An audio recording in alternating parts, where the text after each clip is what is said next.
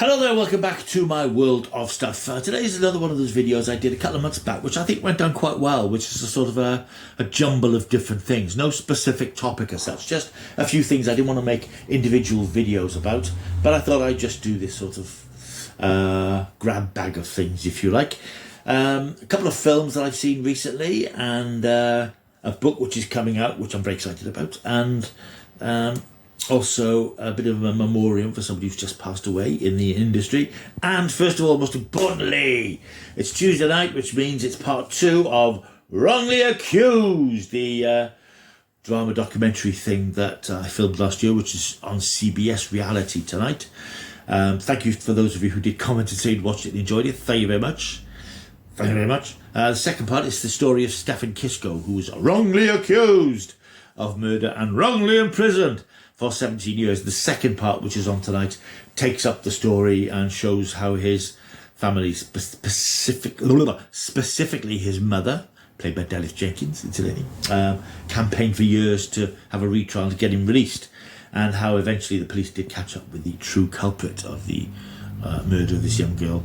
I start on tonight at 10 o'clock on CBS Reality, or 11 o'clock on Plus One. Right, other things I want to mention. A couple of films that I've watched on streaming services that I'm going to review because I didn't want to do individual videos. The first one's called Crater. That's streaming now on Disney Plus. I think it dropped last week. It's a space film for children. And it's clearly for children. There's no bones about that. There's no problem with that. And I actually really enjoyed it. And what I liked about it, I think kids these days watch a lot of fantasy films, superhero films, all this sort of stuff. I think space has been sort of forgotten a bit, really. You know, the thrill of being out in space and exploring another planet or being on another planet.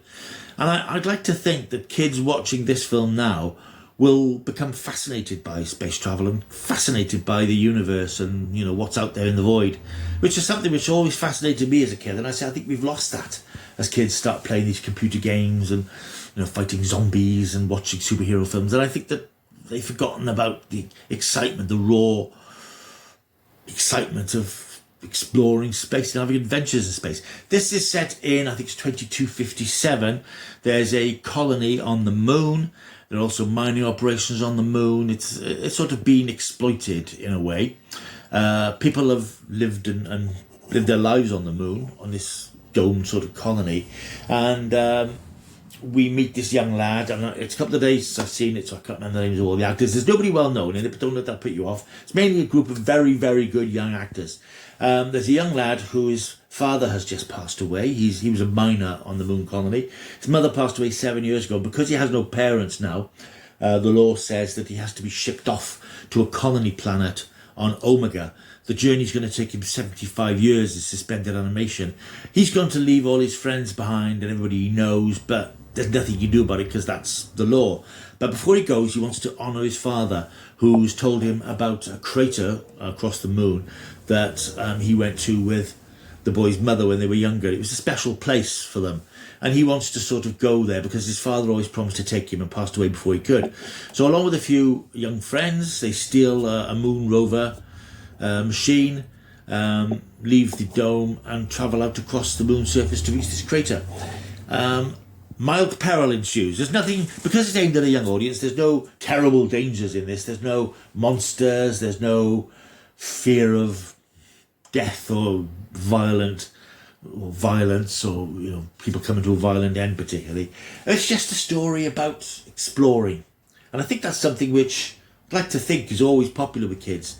You know, kids, the way the kids always used to go out exploring and the forest and the trees and just exploring their environment. And I think it brings to life that idea of kids exploring space, you know, the ultimate adventure. Like I said, I think that's something which kids don't think about these days. And I thought this was charming, actually. I thought it was a really nice film. The peril is mild. There's, you know, they travel across, things happen. They do there's a nice scene where they stop the rover and decide to do a sort of a spacewalk. And of course, because there's no gravity on the moon, they're sort of bouncing around. And one of them discovers that by releasing oxygen from his backpack, he can sort of shoot across the sky. But there's a problem, and one of us has to rescue him. And later on, there's a sequence where they get to the crater and discover what's there, which is quite nice in itself, because that's it's a nice sort of visual reference, if you like. And then the surface of the planet is bombarded with meteors or asteroids, which is one of the things that the dome is going to go into lockdown, and they've escaped the lockdown. It was going to go into lockdown because of this asteroid strike, and then they've got to get back to the rover with these asteroids impacting the surface. It's just a nice, solid, unpretentious adventure for kids. And like I said, it is clearly aimed at kids, and I think it works very well. And I like to think that there's a generation of kids out there who might be inspired to watch more space-based things, because it's really good fun. And I'm going to give it 8 out of 10. It's Crater on Disney Plus now. Last night I watched a film that I think it's just arrived on streaming. It's also just been released on Blu-ray. It's called Restart the Earth. Now this is a Chinese science fiction film, and if you've seen previous Chinese science fiction films like The Wandering Earth, you'll know that Chinese science fiction films can be a bit batshit crazy. This one sort of is, but not quite to that extent. It's a shorter film, it's only about 90 minutes. It's an interesting concept, and it's quite well done. It's not a fantastic film, but I think it'll entertain you for the 90 minutes. Basically, the Chinese authorities, or the world's authorities, have discovered a way to strengthen the DNA of plant life to make it more resilient in an attempt to sort of stave off the world's food crisis. But in doing so, they've made it too resilient, they've made it intelligent, and it's actually become sentient. And in one rather silly scene at the beginning of the film, you see the earth covered in plants and vines and things coming out of the atmosphere. It looks a bit silly, but it's quite well done visually. You see sort of cities choked with vines and plant life erupting everywhere, and these plants that have these vines that almost like, if you remember Tremors, you remember the graboids in Tremors that open up and start to attack people. And the idea here is that plant life has become living and is feeding on humanity and is killing people and stifling the planet. Government have come up with a way of stopping it. There's a way of stopping it, but it's a dangerous plan, and they decide to abandon it. We have a couple of key characters. Again, I can't remember the names of the actors, I can't remember the names of the characters. We start off with this scientist who's widowed, his wife has died, because the film flashes back to the beginning of all this, when it started. And in fact, there's a sequence that reminded me a bit of World War Z, if you remember, where Brad Pitt and his family in the car, and everybody's screaming and running away in a traffic jam, and then the zombies start appearing. And in this, you see plants sort of riding up in the background. So we get flashbacks to the beginning of all this, but mainly it's set now where this guy whose wife has been killed is trying to look after his daughter, and she keeps getting into scrapes. He rescues her, and they eventually team up with this military expedition who are tasked with activating this device at the centre of the earth, which will stop the plant growth. It's ludicrous. It's all scientifically implausible, I think, but it's fun to watch.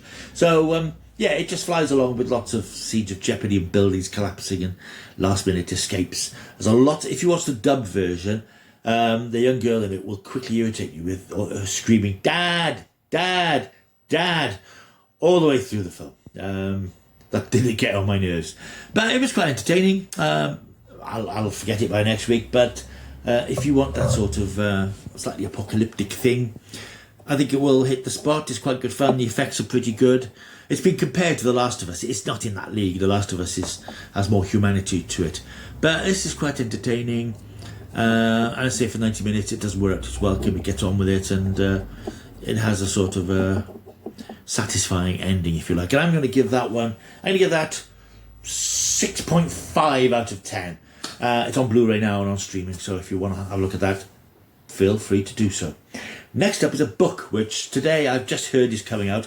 There have been rumours of this coming out for some time. If you are, like me, old, you will remember the 1970s ITV science fiction series The Tomorrow People, which is often touted as a rival to Doctor Who, but wasn't really, because we're a Doctor Who was family audience. This was very much a children's show, shown I think on Monday or Wednesday afternoons at 5 o'clock-ish. Really good, interesting idea, created by Canadian writer Roger Price, who was working in Britain on children's TV at the time, and inspired by the lyrics from a David Bowie song, incidentally. He created The Tomorrow People, Homo Superior, the next stage in human evolution, where children break out and develop that they have extraordinary powers of telepathy, telekinesis, teleportation, and as the next stage in human evolution, they are their own little group, their own little enclave, kept away from prying eyes because they don't want to be experimented on and exploited by the world's governments. So they work covertly, in this particular series, in an abandoned London underground station that they've rigged up as this high-tech headquarters, and they have adventures in time and space with various aliens and monsters and things. It is very much a lowbrow, very low-budget Doctor Who, but it was a good fun series, and I really liked it at the time because it had some great ideas to it, and at the time we did get lots of kids shows that were very, very intelligent, and this had good scripts, but I think it was let down by production and some not very good acting from the actors.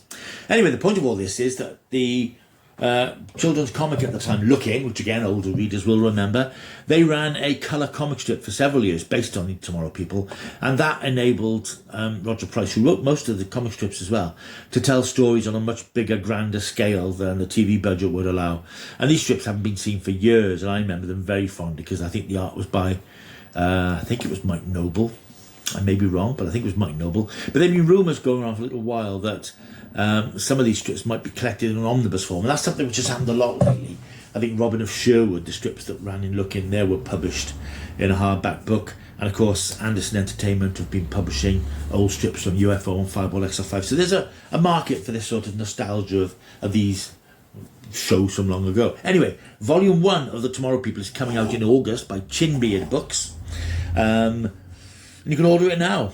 I should be ordering it tomorrow. As is the way of these things, they're not cheap. It's about 40 quid, but it's a chance to revisit these strips, which I really enjoyed these at the time, because I love the Tomorrow People is one of those things that is, it's an idea that if you're a kid particularly, it gets into your brain. You feel that, you know, kids know more than adults, and kids have got powers, and it just plays on that wish fulfillment thing, which I think comes along with being a child, of, you know, getting one over on the adults, and that's sort of what the Tomorrow People is about. Plus looking at humanity and where it's going. So I'm very much looking forward to getting that. And it's a limited print run, so if you want to get it, you're going to have to go in quick. Tomorrow People Volume 1, there is a Volume 2 coming out in a few months' time as well, which will collect the last of the strips, and I'll be getting that too. So I thought I'd mention that that's coming out now. Final thing to mention is, as I mentioned, an obituary for the actor Ray Stevenson, who passed away, I think, on the weekend. We don't quite know what happened, but I believe he was filming in Italy, the lead in a film as well, I think. He was only 58. Ray Stevenson, if you don't know him, he was a great modern British character actor. Not necessarily a star name, but he did a lot of films. He did a lot of TV. I first came across him actually in an ITV series called At Home with the Braithwaites that was shown back in the mid-90s, I think. Starring Amanda Redman as this woman who won a vast amount of money on the lottery but kept it secret from her family because she didn't want it to disrupt her family, and she set up this charitable organisation. So I think Ray Stevenson played the husband of the next door neighbour, but he went on to appear in so many films and TV series. Game of Thrones, he was the Punisher in one of the Punisher films, Warzone. He was in Marvel, he was in the Thor films. He was recently in a big Bollywood film called RRR, which is supposed to be very good. If you go and look up his list of credits, you'll be amazed by the things he's been in. A good, solid British action hero type figure. He made a name for himself doing those sorts of roles. And I was quite shocked to hear that he passed away, because 58, he's no age these days. He looked pretty fit. So we don't know what's happened to him. So I'm just going to say, rest in peace, Ray Stevenson. And a good, solid journeyman actor who's of the type we don't really get that many of these days. So he will be missed. Right, hope you've enjoyed this little quick run through of bits and pieces. I will do these more often. I did promise to do it last time, but it's just the last couple of days I realised there were a few things I wanted to talk about, but didn't necessarily want to do individual videos. So I will be back with more of these in due course. If you've liked this video, you need to press that subscribe button there, because you can catch more of my ramblings. Like, thumbs up, leave a comment, share, and tell your friends. I'll see you soon. Until I do, keep taking the stuff.